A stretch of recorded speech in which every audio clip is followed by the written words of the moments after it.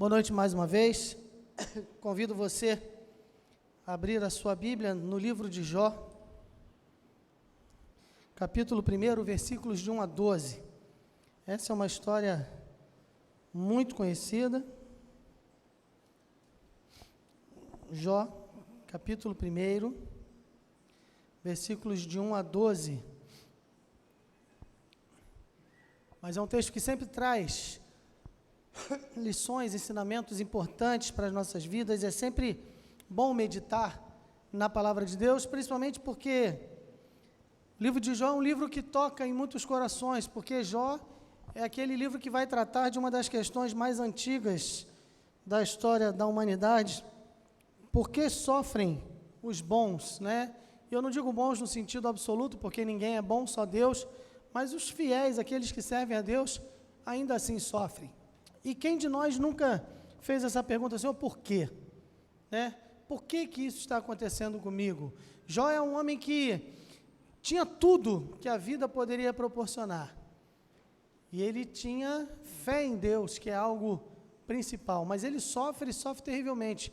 Acho eu, e não posso afirmar, mas acho eu que, tirando os sofrimentos do Senhor Jesus Cristo, Jó foi quem mais sofreu na história. Até hoje a gente fala da paciência de Jó, né? Aliás, eu cresci ouvindo minha mãe falar isso para mim. Não sei por que ela falava isso. Uma criança adorável que eu era. Minha mãe falava, André, para te aguentar, tem que ter o quê?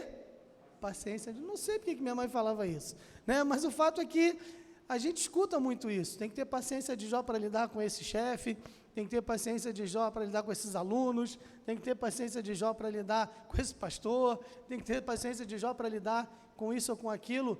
E Jó é um exemplo de paciência, mas na verdade ele vai questionar muitas coisas. Jó, ele eleva aos céus toda a sua angústia, toda a sua aflição, toda a sua perplexidade diante daquilo que lhe acontecera. E não foi pouca coisa. E ele questiona Deus. O problema não é questionar Deus, o problema é perder a fé em Deus. Por isso Jó não pecou com seus lábios. E Jó não blasfemou contra Deus. Jó simplesmente se derrama diante de Deus porque o seu sofrimento era intenso. Ele perde 10 filhos de uma vez só. Perder um filho já deve ser algo inimaginavelmente terrível, né? Quem tem filho estremece só de ouvir falar nisso. Perder um filho, não é? Jó perde 10 de uma vez só. E ele perde a casa, ele perde os bens, ele perde a saúde, ele perde tudo. Mas ele não perde a fé em Deus. E ele é um grande exemplo de paciência para nós. Mas aqui na introdução do livro de Jó, esse capítulo 1 é um capítulo, esses 12 versículos são versículos preparatórios para a tragédia que vai se desenrolar. E nós sabemos o que vai acontecer depois. Nós conhecemos a história de Jó, mas Jó não sabia. Jó, ele está vivendo a sua vida normalmente, até que as coisas mudam de uma hora para outra. Vamos ler o texto, Jó, capítulo 1, versículos de 1 a 12. Assim diz a palavra de Deus: havia um homem na terra de Uz, cujo nome era Jó. E era este homem íntegro, reto e temente a Deus, e desviava-se do mal. E nasceram-lhe 7 filhos e 3 filhas. E o seu gado era de 7.000 ovelhas, 3.000 camelos, 500 juntas de bois e 500 jumentas. Eram também muitíssimos os servos a seu serviço, de maneira que este homem era maior do que todos os do Oriente. Iam seus filhos à casa uns dos outros e faziam banquetes, cada um por sua vez, e mandavam convidar as suas 3 irmãs a comerem e beberem com eles. Sucedia, pois, que, decorrido o turno de dias de seus banquetes, enviava Jó e os santificava, e se levantava de madrugada e oferecia holocausto segundo o número de todos eles. Porque dizia Jó, talvez pecaram meus filhos e amaldiçoaram a Deus no seu coração. Assim fazia Jó continuamente. E num dia em que os filhos de Deus vieram apresentar-se perante o Senhor, veio também Satanás entre eles. Então o Senhor disse a Satanás, de onde vens? Satanás respondeu ao Senhor e disse, de rodear a terra e passear por ela. E disse o Senhor a Satanás, observaste tu a meu servo Jó?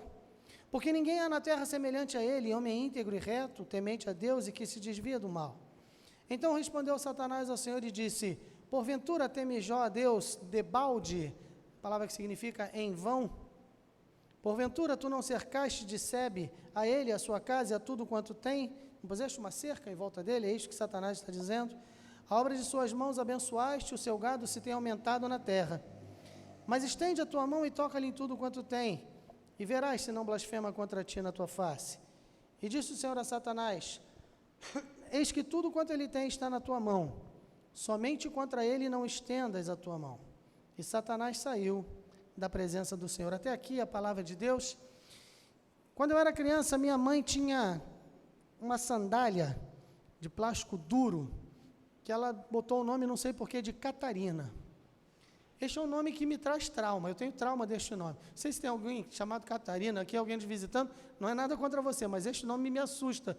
Porque quando eu ia fazer alguma coisa, minha mãe falava assim: a Catarina vai conversar com você, eu já sabia o que vinha pela frente, eu já sabia o que iria acontecer. E eu era uma criança, embora adorável, eu era uma criança muito agitada. E de vez em quando eu fazia algumas coisas assim, né, que crianças levadas fazem, e minha mãe falava assim: a Catarina vai falar contigo. E tinha uma vez que um vizinho, um colega meu, sempre tem um coleguinha que leva a gente para o lado bom, né, falou assim: vamos pular ali naquele terreno, porque ali tem umas goiabas boas. E minha mãe já havia me avisado: olha, se você, algum dia se eu souber que você pulou para pegar a goiaba dos outros, a Catarina vai conversar com você.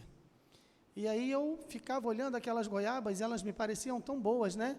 Porque a gente olha acerca do que está do lado de lá é sempre mais legal do que o que está do lado de cá. E o meu coleguinho Wagner, Deus abençoe a vida dele, eu não sei por onde ele anda, mas ele ficava: vamos pegar a goiaba. Mas tem goiabeira do lado de cá, mas aquelas goiabas são tão grandes. E o Wagner ficava me instigando para pegar as goiabas. E eu lembrava da minha mãe, lembrava da Catarina, e eu ficava com medo. E um dia eu estava louco para comer aquelas goiabas, e aí o Wagner ficou me chamando, e eu cheguei para minha mãe e falei assim: mãe, você pode botar a Catarina para conversar comigo hoje? Aí minha mãe: o que você fez? E eu falei: ainda nada. Veja, irmãos, na minha cabeça, o que funcionava era o seguinte: eu queria negociar com a minha mãe. Eu achava que se ela botasse a Catarina para conversar comigo, eu já estaria livre para fazer o que eu queria fazer, sem que houvesse outras consequências. Eu queria barganhar com a minha mãe. E muitas vezes, irmãos, a nossa teologia é baseada nisso. Nós achamos, embora inconscientemente, muitas vezes, nós achamos que se fizermos tudo direitinho, Deus vai nos abençoar. Se formos fiéis a Deus, se orarmos, se lermos a Bíblia, se formos frequentes aos cultos, se mantivermos a nossa vida limpa diante do Senhor, então tudo vai dar certo. A gente pode até não parar e sistematizar esse tipo de pensamento, mas no fundo isso passa pelas nossas mentes dessa maneira. Afinal de contas, eu ando com Deus, afinal de contas, eu sou um crente, afinal de contas, eu sou filho do Rei do Universo, afinal de contas, eu fui lavado e remido no sangue de Jesus, então, logicamente, tudo vai dar certo na minha vida. E, de repente, essa teologia se mostra falha, porque a vida ela é cheia de percalços, ela é cheia de problemas. Veja, o texto começa dizendo o seguinte: havia um homem na terra de Uz. E aí o versículo 5 termina dizendo: assim fazia Jó continuamente. Este homem era íntegro, reto, temente a Deus, se desviava de mal, era riquíssimo e ele tinha tudo. Ele tinha tudo. Veja, Jó era um homem, ele era uma mistura hoje de um Donald Trump, de um dono da Tesla aí, que eu não sei nem o nome dele direito, que é o homem mais rico do mundo hoje, e talvez um pouquinho do Bill Gates também. Ele tinha muito dinheiro. Veja, este homem, entenda isso, ele viveu no luxo. Veja o que ele possuía. Ele tinha 7.000 ovelhas. As ovelhas, elas forneciam lã. Esta lã servia para fazer roupa, para fazer agasalhos, e isto era algo tremendamente valorizado naquela época. Ele tinha 3.000 camelos. Camelos são animais extremamente resistentes. Os árabes chamam os camelos de navios do deserto. Eles atravessam áreas quentes, áreas secas, áreas inóspitas, e eles andam por muitos dias. Jó, então, ele possuía esses camelos, provavelmente para transportar a lã que ele produzia, para distribuir nas várias regiões ao seu redor, lugares próximos e lugares longínquos. Então, Jó era dono de uma empresa de logística, uma transportadora, né? Jó Transportes Interdesérticos Limitada, qualquer coisa assim. Esse homem possuía também 500 juntas de bois. Esses bois eram usados, 500 juntas de bois são 1.000 bois. Uma junta tem 2 bois, e ele tinha bois que eram usados para arar a terra e produzir e plantar. Então, este homem colhia também a sua plantação, e ele tinha 500 jumentas. As jumentas produziam algo que era uma das maiores especiarias daquela época, e ainda hoje entre os povos nômades do deserto é muito apreciada, que é o leite de jumenta. Já tomou leite de jumenta? Nem eu, nem tenho vontade, mas o fato, a irmã já falou, a irmã tomou. Leite de jumenta, irmãos, bota o leite de vaca no bolso, porque é riquíssimo em vitaminas, é fortíssimo, enjoadíssimo também, eu acho, mas o fato é que é extremamente apreciado. Então ele produzia estes leites de jumenta e vendia este leite. Jó era riquíssimo. Além de tudo, era íntegro. Quando fala íntegro, significa que ele é inteiro, ele não tem o seu coração dividido, ele não é o crente Raimundo, um pé na igreja e um pé no mundo, ele não é um homem que tem o seu olho no céu, um olho no céu e o outro no mundo, ele não coloca nada à frente do seu Deus.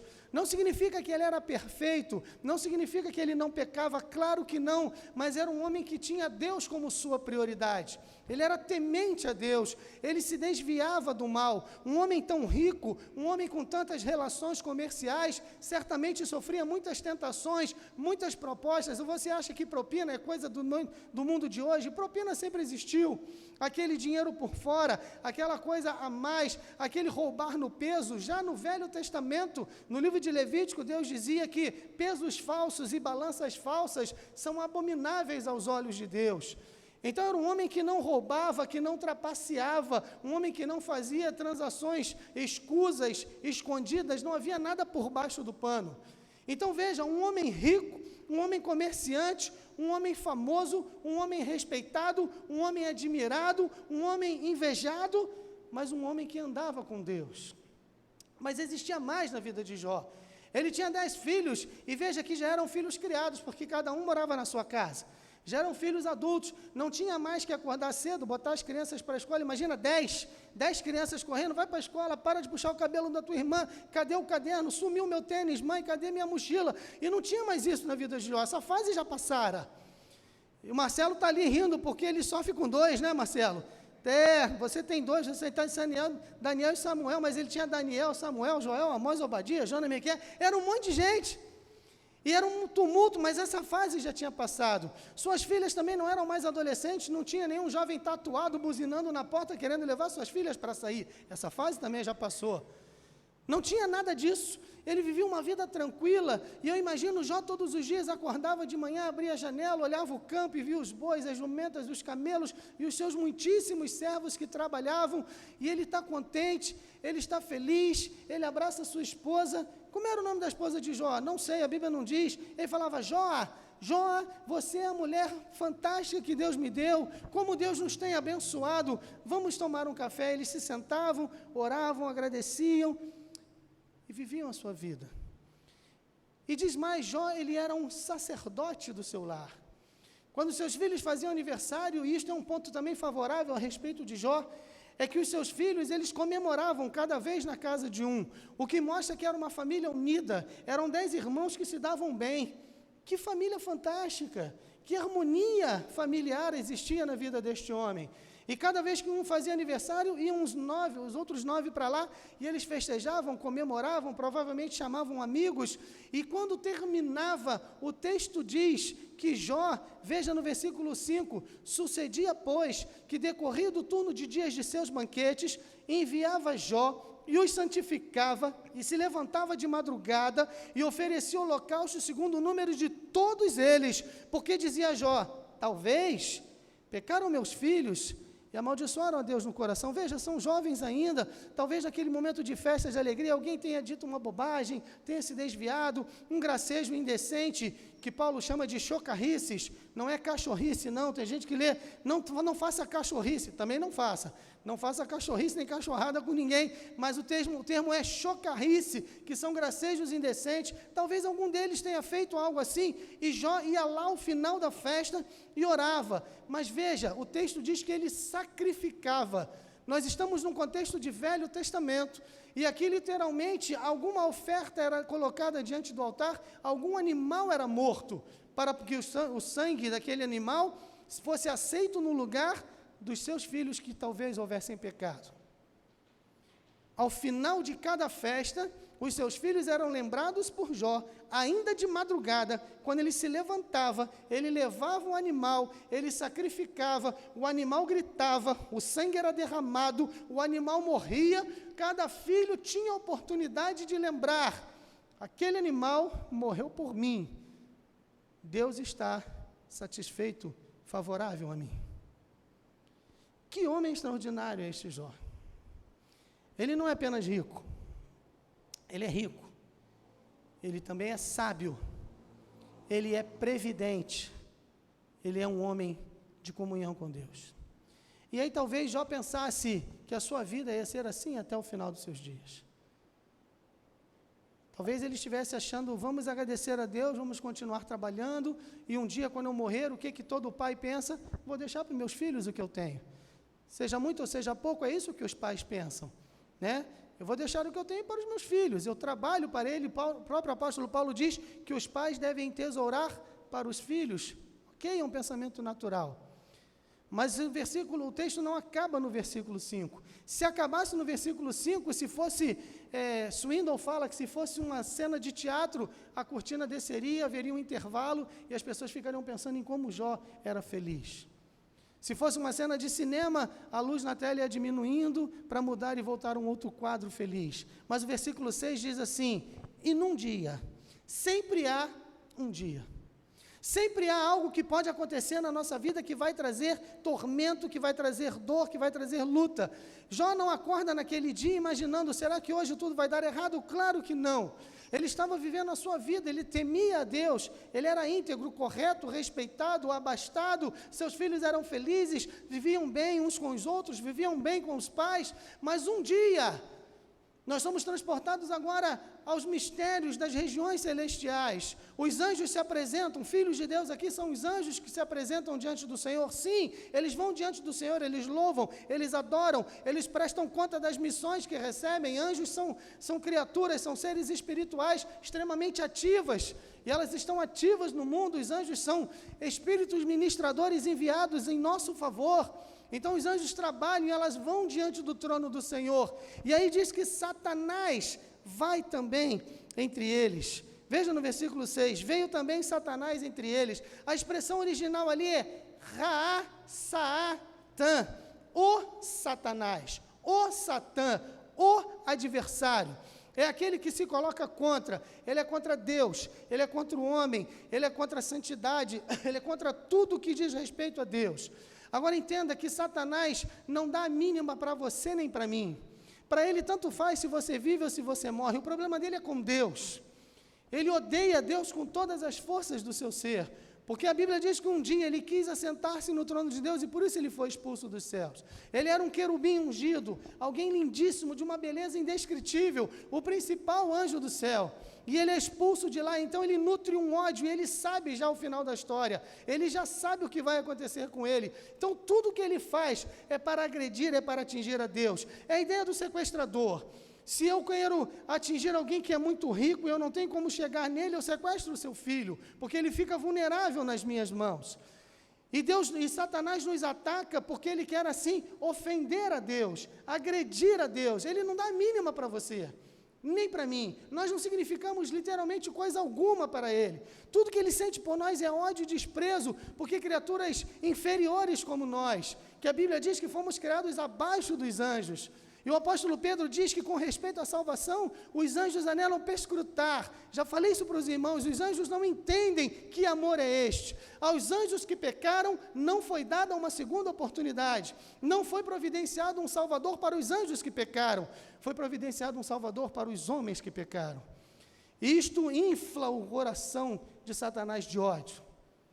Então ele vai, e aí Deus fala para ele assim, observaste o meu servo Jó? Aqui algo muito importante, irmãos, que você precisa entender nesta noite, e eu também preciso entender isso melhor, preciso pensar nisto com mais seriedade. Veja, Deus diz, observaste no versículo 8, observaste tu a meu servo Jó?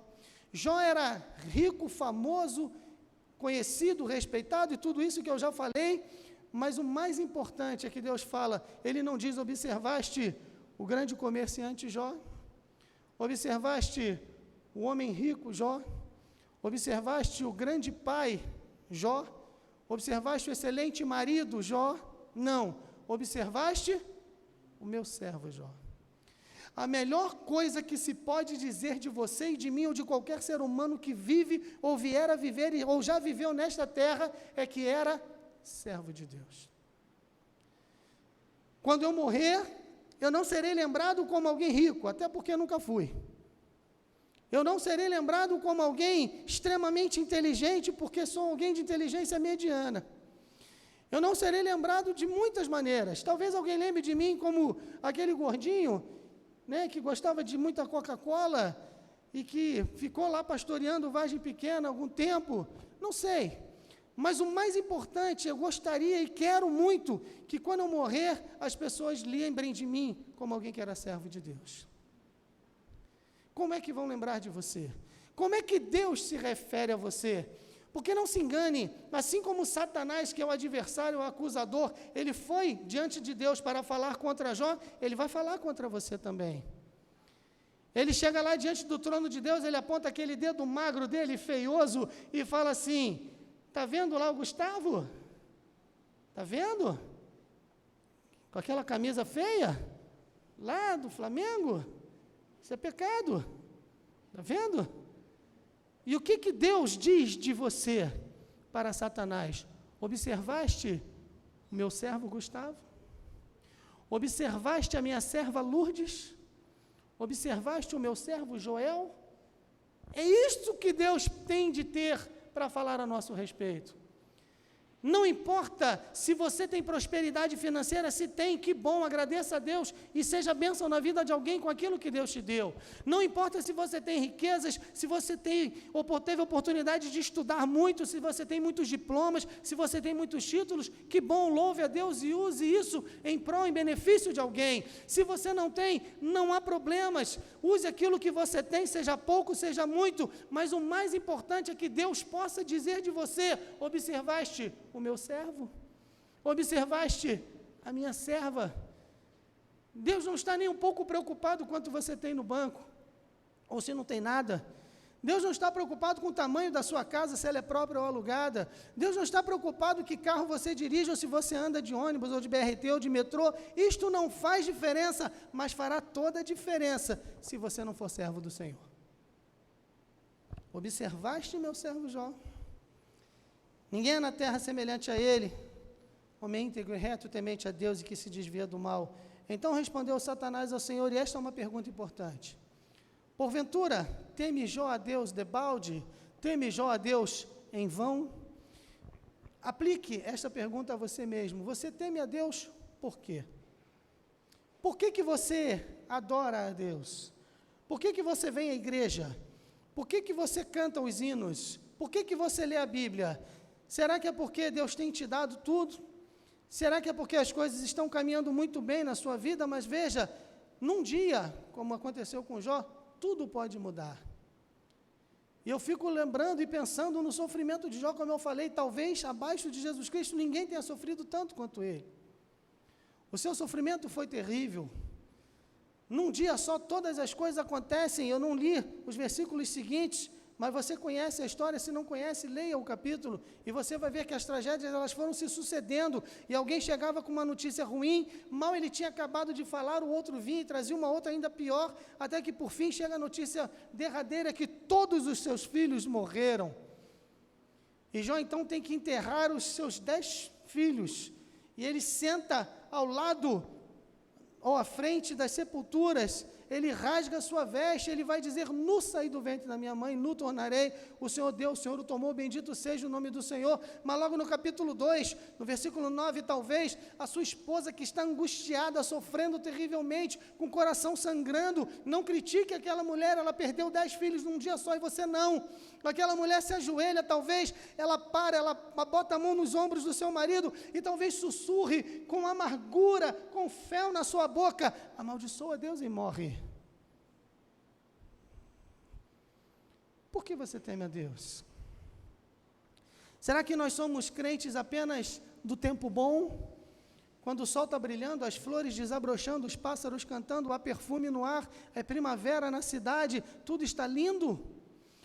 Mas e se chover, e se a tempestade vier, e se o granizo bater e quebrar as telhas, e se a doença bater na porta, e se a morte entrar no seu lar, e se o desemprego chegar, e se a Covid acontecer, que é o que mais nós vemos hoje, e se um câncer for detectado, e se um filho lhe for tirado, e se a esposa partir, e se o marido morrer, e se, nós adoraremos a Deus. Nós serviremos ao Senhor. O que Jó sabia e que nós precisamos aprender é que não importa a prosperidade, importa o fundamento. E nós estamos estudando aqui na classe de batismo, e eu perguntei já 500 vezes para meus alunos, e já falei que vou perguntar no dia da profissão de fé, e toda vez que eu pergunto, eles titubeiam. Eu faço tanta pressão, estou aterrorizando eles, que eles ficam nervosos, e quando chega na hora eu pergunto, reprovado. Mas qual é o único fundamento do crente na vida e na morte? É que na vida e na morte, corpo e alma, eu não pertenço a mim mesmo, mas é o meu fiel Salvador, Jesus Cristo. É isso que Jó sabia.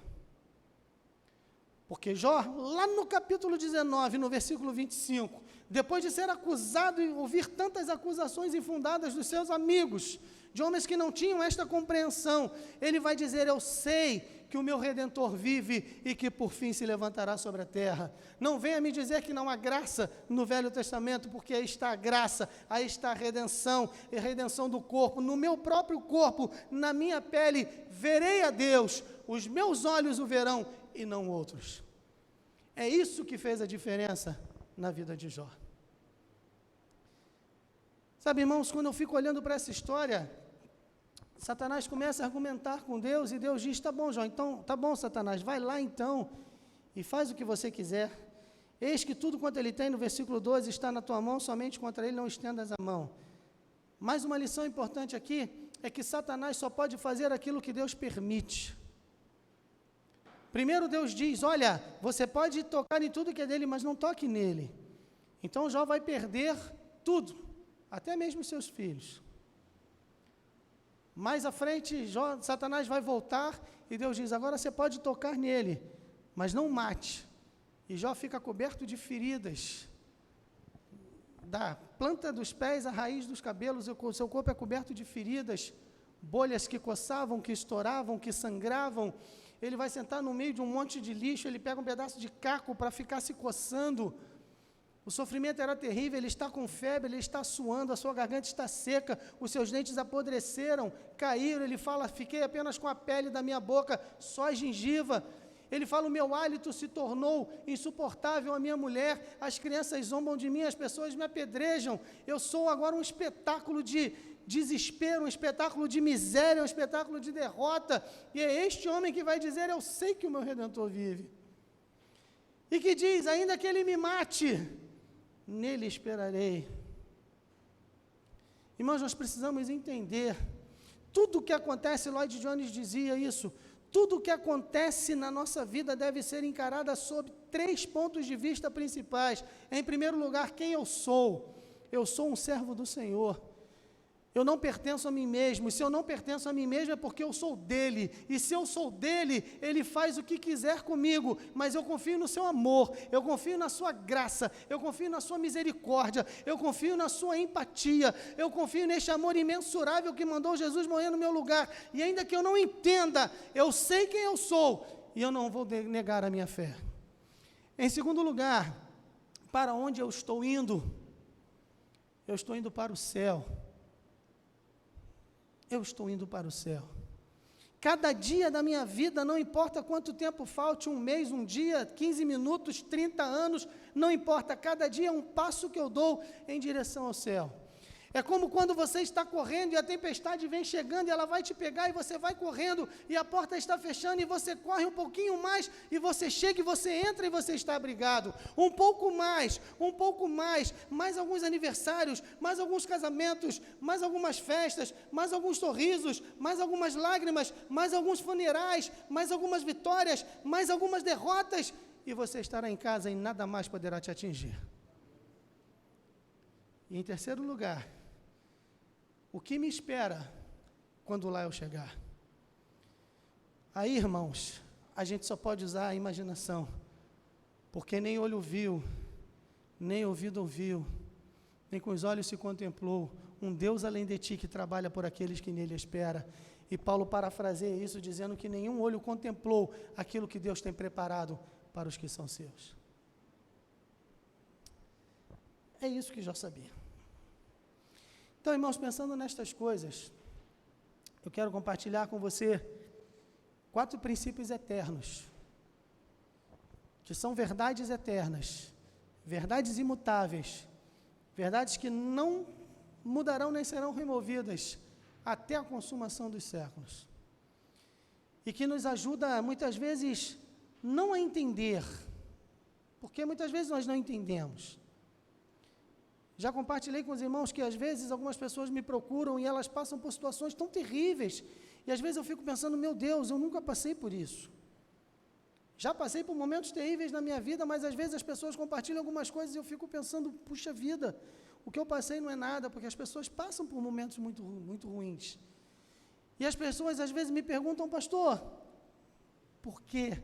Eu fico temendo a hora que a pessoa vai me perguntar isso. Porque ela vem, ela compartilha e ela divide um problema, divide um fardo e ela chora e ela quer, a gente tenta consolar, a gente quer estar junto. Às vezes a gente faz como os amigos de Jó fizeram no início e deveriam ter feito só isso. Ficaram uma semana sentados lá, calados com Jó, porque eles viram que o sofrimento era muito grande, nada do que eles dissessem ia ter algum efeito benéfico. Ficaram uma semana calados e deveriam ter ido embora depois disso. Mas eles começaram a falar, e quando começaram a falar, eles machucaram ainda mais Jó. E às vezes eu fico ouvindo o que as pessoas falam e fico temendo, ela vai me perguntar, e a pessoa pergunta, pastor, por quê?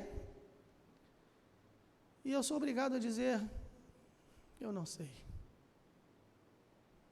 Eu não tenho todas as respostas. Mas eu lembro que quando muitas vezes alguém pergunta por quê, e eu pergunto por quê também, em algumas situações da minha vida, eu lembro que o Rei dos Reis, o Criador do mundo, aquele por meio de quem e para quem todas as coisas foram criadas, aquele que é Senhor do universo, aquele que é o único Salvador, o único Deus feito homem, o único Deus que existe, no momento de extrema aflição na cruz, ele diz, Deus meu, por quê me desamparaste? Então, muitas vezes nós não entendemos, e Jó também não entendeu. Quando Deus, depois de Jó ouvir as acusações e dialogar com seus amigos, depois que eles vão embora, eles não têm mais o que dizer, eles ficam sem argumento, Deus começa a falar com Jó e fala, senta aí agora, eu vou te perguntar e você me responde, porque afinal de contas, Deus usa de uma extrema ironia aqui e fala, você estava lá comigo quando eu criei o universo. Você estava lá quando eu fiz tudo. Então ele começa a fazer perguntas para as quais nenhum homem tem a resposta. Mas veja, Deus não responde a Jó o porquê. Se há uma lição acima de todas as lições aqui no livro todo de Jó, é que Deus é extremamente soberano. E soberania significa direito de fazer o que se quer. Deus é o único soberano que existe no universo. Ele é o Senhor, Ele criou, Ele é dono, Ele fez, Ele dá vida, Ele tira a vida, Ele estabelece reis, Ele depõe reis, Ele mata, Ele faz viver, Ele fere, Ele cura, Ele permite que adoeça, Ele cura a doença ou não cura a doença. Ele faz as tempestades se agitarem, se acalmarem, Ele faz ventos terríveis soprarem e cessarem, Ele faz vulcões entrarem em erupção, Ele faz com que as baleias nadem e povoem os oceanos e que o ciclo de alimentação se mantenha, Ele mantém os planetas nas suas órbitas, Ele faz com que cada planeta siga exatamente o seu percurso, porque um desvio mínimo faria com que planetas colidissem, seria o fim do nosso universo físico. Ele controla todas as coisas, Ele é soberano, e Ele não responde porque Ele não quer. E nós precisamos aprender a lidar com isso, a lidar com a nossa pequenez, que afinal de contas não somos, olha que surpresa, eu falei isso hoje na classe, não somos a coisa mais importante do universo. Deus é. Mas há princípios aqui, que eu quero compartilhar com você, para que você possa pelo menos lidar com isso, sem tirar os seus olhos do Senhor. Porque tirar os olhos do Senhor significa naufragar na fé. Quando Pedro caminha sobre as águas, veja que as águas não se acalmaram, o vento não parou de soprar, mas Pedro andou sobre as águas. Só que o grande problema de Pedro foi que ele desviou os olhos de Jesus. Enquanto ele olhava, Robson está parado lá na porta, e ele é Jesus, e eu estou andando, e Jesus está dizendo, vem André, e eu vou, e as águas se agitam, e elas batem aqui, elas molham as minhas pernas, e o vento sopra, e eu sinto o vento salgado no meu rosto, e eu sei que o mar é profundo, e sei que é impossível humanamente andar sobre as águas, mas eu estou andando, e eu estou olhando para Jesus, e eu vou caminhando, mas em um determinado momento, Pedro, ele desvia o seu olhar, imediatamente ele afunda e iria morrer se Jesus não fosse misericordioso. Então, no meio das maiores aflições da sua vida, no meio dos maiores problemas, lembre-se desses princípios. Princípio número 1, nós lidamos ao longo da vida com um inimigo que não podemos ver, mas que é real. Sabe, irmãos, Satanás é o oposto do marqueteiro. Marqueteiro faz tudo para promover uma ideia, uma marca, um símbolo, seja lá o que for, né? Ele divulga, ele fala, ele quer que todos conheçam, ele põe na internet, ele põe nos jornais, e ele vai espalhando panfletos por onde passa, porque ele quer fazer aquela ideia ou aquele produto, seja lá o que for, conhecido. Satanás é o contrário. Satanás, ele prefere que as pessoas não acreditem nele.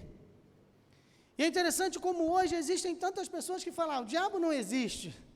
E Satanás, quando ouve isso, ele deve ficar assim, é isso mesmo, continue pensando assim. Mas a Bíblia nos dá um retrato muito claro de que Satanás, ele está ativo neste mundo. Quando lá no começo, lá no versículo 5, se eu não me engano, no versículo 6, 7, então o Senhor disse a Satanás, de onde vens? Satanás respondeu ao Senhor e disse, de rodear a terra e passear por ela. Note uma coisa interessante aqui, Satanás, ele ainda não está no inferno, ele está rodeando a terra, e ele vai até mesmo, inexplicavelmente, porque eu não sei, isto é algo que pertence a Deus, ele vai diante de Deus nos acusar, Ra-Satã, o Satanás, o adversário, o acusador, e ele vai diante de Deus. A Bíblia diz lá em Apocalipse que haverá um momento em que o seu lugar não será mais achado, ele será lançado no lago de fogo e enxofre, ficará lá para todo sempre, mas hoje ele está solto neste mundo. E existem coisas que acontecem neste mundo e que eu fico olhando, e as barbaridades que as pessoas cometem, e eu fico pensando, é incrível como as pessoas não acreditam que o diabo existe. E ele existe, eu não estou aqui para ficar fazendo propaganda do diabo, como muita gente aí faz. Tinha uma igreja lá perto de casa, botou uma faixa assim, Semana do Desencapetamento Geral. Lembra disso, Júlio? Desencapetamento geral, e tu ia lá, era um tal de capeta, um negócio horroroso. E os caras ficam brincando com isso e falam, vem capeta, aí alguém manifesta e sai capeta, que é isso? Não é disso que eu estou falando, mas nós lidamos com um inimigo que não vemos, mas é real. Veja, Satanás tem emoções, ele é um ser pessoal, ele mostra antagonismo em relação a Jó, ele tem raiva de Jó, porque a sua raiva é de Deus, e Deus fala bem de Jó, ele mostra antagonismo. Satanás é pessoal porque ele tem intelecto, ele argumenta com o Senhor, ele é um ser que tem raciocínio, e ele é um ser pessoal porque ele possui vontade, ele quer destruir Jó na esperança de desacreditar Deus, porque ele fala, claro que Jó te adora, você deu tudo para ele, tira tudo dele para ver se ele não blasfema da tua face. Veja, Satanás é ardiloso, Satanás não tem um pingo, uma gota de misericórdia em todo o seu ser. Não brinque com o diabo, porque ele não está brincando com você. Não leve as tentações na brincadeira, porque toda tentação tem o objetivo de te destruir. Não fique achando que um pecadinho não tem nenhum problema, porque um pecado, um abismo, chama outro abismo, e um pecado pode levar a outro e a outro. E ele vem, diz Jesus em João 10,10, para roubar, matar e destruir. Ao longo da vida enfrentamos um inimigo que não podemos ver, mas que é real. Princípio número 2, ao longo da vida, suportamos provações imerecidas, mas que serão permitidas. Veja, se você tentar entender tudo o que Deus faz, todos os propósitos de Deus, você vai se tornar ansioso, em seguida angustiado e em seguida amargurado. Isso poderá destruir a sua fé. Deus não tem dívidas conosco. Uma grande dificuldade é que nós temos um mau costume de presumir das bênçãos. O que é presumir das bênçãos? Deus tem me abençoado, tem cuidado da minha família, Deus tem sido tão bom até aqui, Deus tem me preservado no meio desta pandemia, tantos têm sofrido tanto e têm passado por tanta dificuldade, Deus tem cuidado de mim. A pandemia não chegou na minha casa, então eu meio que inconscientemente começo a presumir que amanhã será assim. Mas aí, de repente, amanhã eu acordo com febre, com tosse, faço um exame e o teste dá positivo e eu fico perguntando por quê? Porque eu presumi de uma bênção que Deus não disse que me daria. Deus não disse que eu nunca ficaria doente. Deus não disse que eu não teria problemas. Deus não disse que eu não ficaria desempregado. Nós vivemos em um mundo caído, em um mundo que jaz no maligno, e um mundo que jaz no maligno traz consigo uma série de coisas ruins. E estas coisas ruins podem atingir a você e a mim. Crente pode ser assaltado, pode sofrer acidente de carro, pode ficar desempregado, pode ter câncer, pode perder um filho, pode perder um cônjuge. Crente não está livre de nada destas coisas. Porque Deus faz com que a chuva caia sobre os bons e os maus, o sol brilhe sobre os justos e os injustos. Mas nós ficamos presumindo das bênçãos. E pensamos, Senhor, mas eu não fiz nada para merecer isso. Talvez não. Mas isso é permitido. E muitas vezes a resposta é, de novo, eu não sei porquê, mas eu preciso confiar em Deus. Isaías capítulo 50, versículo 10 diz, aquele que estiver em trevas, sem luz nenhuma, confie no nome do Senhor. Confiança é acreditar quando não se pode ver. Eu não preciso de fé para saber que o Joel veio à igreja. Eu estou vendo, está aqui do meu lado. Eu não preciso de fé para saber que o Sinério estava no culto. Estou vendo o Sinério ali. Eu preciso de fé quando eu não vejo, por isso a fé é o firme fundamento das coisas que se esperam e a prova das coisas que se não veem. Ao longo da vida, suportamos provações imerecidas, mas que são permitidas. E eu não posso presumir das bênçãos, porque Deus não me garantiu que seria sempre bom até o final dos meus dias. Princípio número 3. Ao longo da vida, sofreremos consequências que não esperávamos, mas que são necessárias. Tozer era um homem extraordinário, Aidan Wilson Tozer. Um homem autodidata que nunca estudou nenhum seminário, mas queria um terço da capacidade expositiva, interpretativa que Tozer tinha da palavra de Deus. E Tozer dizia algumas coisas perturbadoras, e às vezes eu fico lendo as coisas que Tozer escreveu só para ficar com raiva. Que ele escreve, eu falo, isso é para mim, puxa vida, eu preciso acertar isso aqui. Mas de todas as coisas perturbadoras que Tozer dizia, para mim a coisa mais perturbadora que Tozer já disse foi o seguinte, abre aspas, eu não creio que Deus possa abençoar verdadeiramente um homem antes de tê-lo feito sofrer. Fecha aspas. Vou repetir. Eu não creio que Deus possa abençoar verdadeiramente um homem antes de tê-lo feito sofrer. E aí eu fico pensando nisso. Puxa vida, eu não gosto dessa ideia. Eu não gosto dessas coisas. Eu não gosto de sofrimento. Eu não gosto de sentir dor. Já falei para os irmãos o quão fã eu sou de analgésicos. Analgésico é coisa de Deus, né? Anestesia, o inventor da anestesia tinha que ter um busto dele em todas as praças públicas do planeta. É porque nós nascemos na época da anestesia já. Imagina como era arrancar o dente. João me manda um vídeo essa semana de um camarada arrancando o dente com um alicate. Ele ferve o alicate no fogo. Aquilo é verdade, Joel? Eu não sei. E eu fiquei pensando, meu Deus. Mas há tempos atrás era assim. Eu não gosto de sofrer, eu não gosto de sentir dor. Eu gosto de estender a mão, tomar uma dipirona e a minha dor de cabeça passar. Mas veja, Quando a gente pensa na vida de grandes homens de Deus do passado, pense em Noé. Foi através de Noé que Deus preservou a humanidade, não foi? Um homem extraordinário, a Bíblia diz, Noé andava com Deus. Existem dois homens de quem a Bíblia diz textualmente que andavam com Deus. Um era Enoque e Deus o levou, e outro era Noé, e Deus o preservou juntamente com a sua família para preservar a humanidade da extinção. Mas Deus manda Noé construir uma arca, e ele fica mais de 100 anos construindo aquela arca. E você acha que ele não sofreu piadinhas, oposições, escárnio, zombaria? Não é? Você é maluco? Isolamento social, e não era Covid, não. As pessoas o isolaram, o alijaram da sociedade. E ele fica muito tempo ali, mas Deus o abençoa. E ele se torna o patriarca da segunda grande oportunidade que Deus dá à humanidade.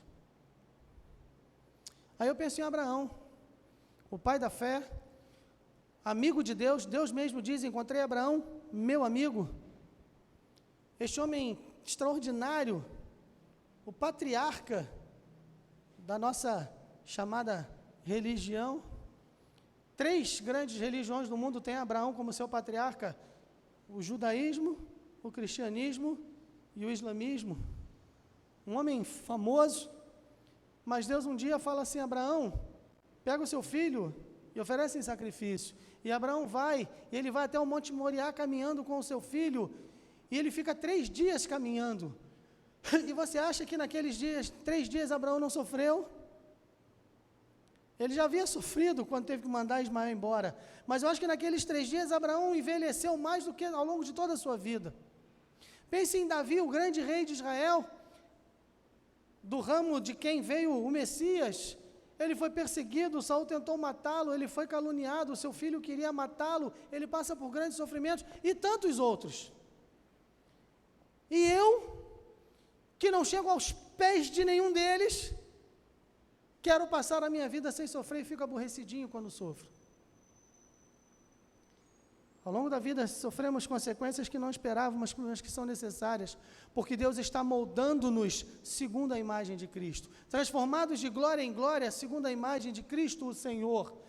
Nós estamos sendo preparados para encontrarmos-nos nos ares com o Senhor, sermos recebidos como sua noiva de Cristo, entrarmos no reino dos céus, estaremos para sempre com o Senhor e não queremos sofrer nesta vida. Nós teremos toda uma eternidade para nos alegrarmos, e dos poucos anos que passamos neste mundo, sejam eles 30, 40, 70, 90 anos, mas um dia iremos embora. Nós não admitimos sofrer consequências ruins, mas Deus está nos moldando, Ele tem um propósito em nossa vida. Mas eu quero terminar. Em 4º lugar, há um plano em andamento que não compreendemos, mas que é o melhor. Paulo, quando ora pelos Efésios, ele fala: por esta causa me ponho de joelhos perante o Pai, de quem toda a família nos céus e na terra toma o nome. E aí ele vem falando para que nós possamos compreender com todos os santos qual seja a altura, a largura, a profundidade, e conhecermos a vontade de Deus. Conhecemos a boa, perfeita e agradável vontade de Deus. Há um plano em andamento, nós não entendemos. Nós não compreendemos muitas vezes, mas Romanos 8:28 diz que todas as coisas contribuem para o bem daqueles que amam a Deus, dos que são chamados pelo seu decreto ou segundo o seu propósito. Agora veja, mais uma vez eu vou repetir para os irmãos: todas as coisas contribuem, não é dar um tapinha nas costas e falar assim, vai ficar tudo bem, porque às vezes não fica. Porque às vezes não fica. Às vezes fica pior. Então que bem é esse? Porque aos que dantes conheceu, também predestinou para serem segundo a imagem do seu Filho. Nós estamos sendo transformados para sermos semelhantes a Cristo. Este é o summum bonum, é o bem maior. Este é o propósito de Deus. E nós não entendemos, ele está em andamento, mas é o melhor. Quero terminar dizendo, quando as orações não obtiverem resposta, essa é uma frase de Charles Swindoll, quando as orações não obtiverem resposta e parecer que Deus não está lá ou que não se importa, lembre-se, Deus está lá. Lembre-se ainda, Ele se importa. Deus sabe o que vai dentro da alma. Deus ouve a oração suplicante. Deus vê tua angústia e te acalma. Deus faz de você um gigante. Deus sabe, Deus ouve, Deus vê. Eu não posso, a Bíblia não me autoriza a dizer para você, vai dar tudo certo. Não tem essa autoridade. Eu não estou dizendo para você que você vai sair daqui e agora vai ficar tudo às mil maravilhas. Mas eu estou dizendo que há um Deus que é soberano, que continua sendo o dono de todas as coisas. E não me canso de repetir. Ele continua sentado no trono. Por mais que as coisas estejam sem sentido aos nossos olhos, há um Deus que continua sentado no trono. A coroa continua na sua cabeça. O cetro de poder continua nas suas mãos. A terra é os cabelos dos seus pés. E Ele ama você e nada pode te separar desse amor. Amém? Se sabeis estas coisas, amém? Que Deus nos abençoe. Vamos louvar ao Senhor.